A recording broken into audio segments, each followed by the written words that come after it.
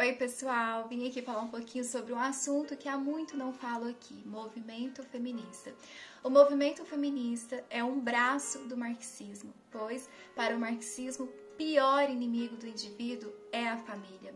E aí, de acordo com o marxismo, a família precisa ser destruída ou desconstruída, pois assim resolve o problema da propriedade privada. Destruindo a família, destrói a ideia da propriedade privada.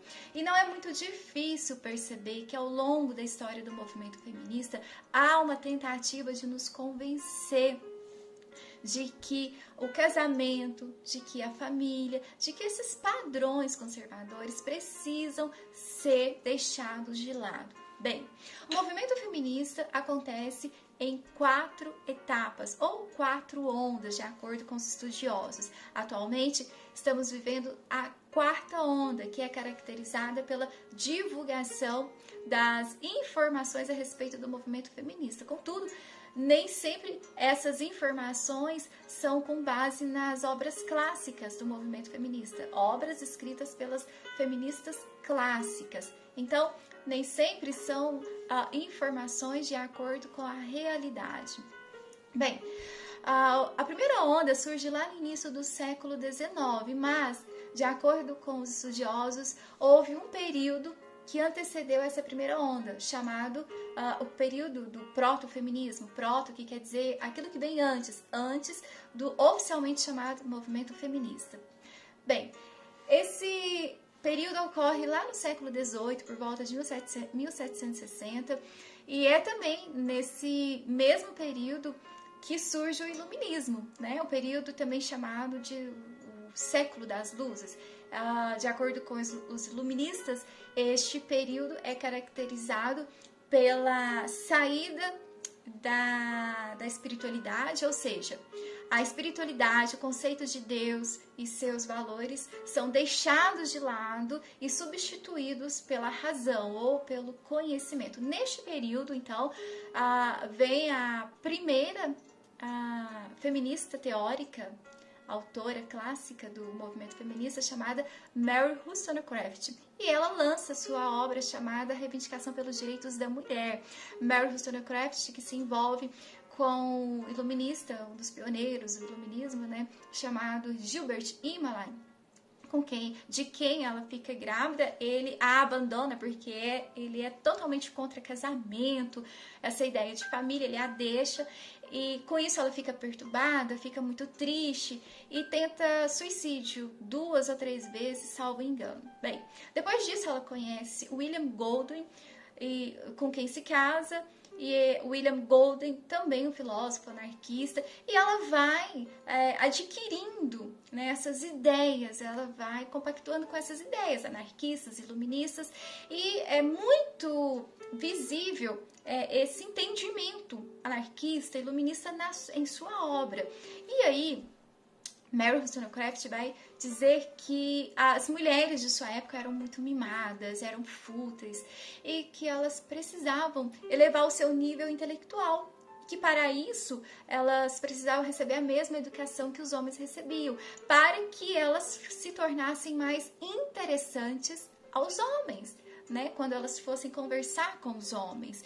E aí eu fico pensando, eu gostaria que você também pensasse, será que a ideia do movimento feminista partiu de uma mente feminina ou de uma mente masculina? Sim, nós sabemos também que os homens foram e são altamente beneficiados por este movimento, não é mesmo?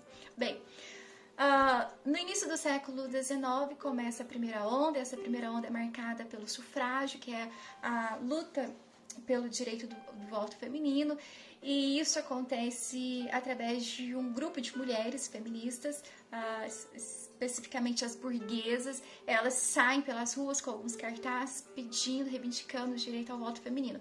E aí, lá em 1880, acontece em Seneca Falls, Nova York, a primeira reunião de mulheres feministas, né, para decidir se elas queriam, se a grande maioria queria, né, ter o direito ao voto ou não. E é claro que elas decidiram que não queriam, a grande maioria não queria. E é óbvio, por quê? Porque o direito ao voto estava atrelado ao dever, à obrigação de servir ao exército, principalmente em épocas de guerra, pois foi assim que aconteceu com os americanos. Eles serviram no exército durante mais de 10 anos, para então ter o direito ao voto. E elas tinham medo que isso pudesse acontecer com elas também. Mas quando a gente escuta que o movimento feminista é voltado para uma luta por direitos iguais, não foi bem isso que aconteceu no caso do direito ao voto feminino. O direito ao voto feminino veio por uma reivindicação, cartazes na rua, etc. e tal. E isso não aconteceu com os homens. Os homens se arriscaram a própria vida em guerra, em batalhas, no exército, enfim. Bom, ainda na primeira onda nós temos aí uma feminista teórica famosa, que é a Alexandra Kollontai, a feminista russa, comunista, e é aí que nasce o casamento do feminismo com o comunismo. A Alexandra Kollontai vai dizer que os pais não estavam aptos a educar os filhos, que esses filhos tinham que passar o maior tempo possível na escola, né, para serem educados pelo Estado, que a mulher tinha que negar a condição de ser dependente do marido para ser dependente do Estado, que ela deveria passar grande parte de seu tempo servindo ao Estado. Enfim, é aí que nasce o casamento do feminismo com o comunismo. Ainda na primeira onda, nossa, não vai dar para falar nem a primeira onda. Ainda na primeira onda, nós temos a feminista teórica tão famosa, Margaret Sanger, a eugenista e a abortista Margaret Sanger. Ela foi casada, né, com William Sanger, teve 3 filhos com ele, e Margaret Sanger deixa o marido em casa à noite para frequentar bares. E aí, nessas saídas, ela começa a ter outros envolvimentos, começa a ter outros casos fora do casamento, começa a ter diversos amantes. E em 1916, ela lança a sua primeira clínica de aborto. Só que ela precisa fugir para a Inglaterra, porque senão ela seria presa. Depois de 10 dias, essa clínica é fechada. Seu marido, a essa altura, tentando resgatar o casamento, propõe uma viagem a Paris, né, com ela e os filhos. Ela não quer saber de nada, ela abandona o marido, abandona os filhos, a filha mais novinha fica doente, ela não dá atenção, a filha morre. E aí, em 1923, ela, já com seu segundo marido, um membro da instituição Rockefeller, lança, então, no Brooklyn, um bairro onde a maioria da população é negra. Ela lança, em 1923, a sua clínica de aborto, que se tornaria a maior clínica de aborto do mundo, que é a Planned Parenthood, que está instalada em mais de 180 países.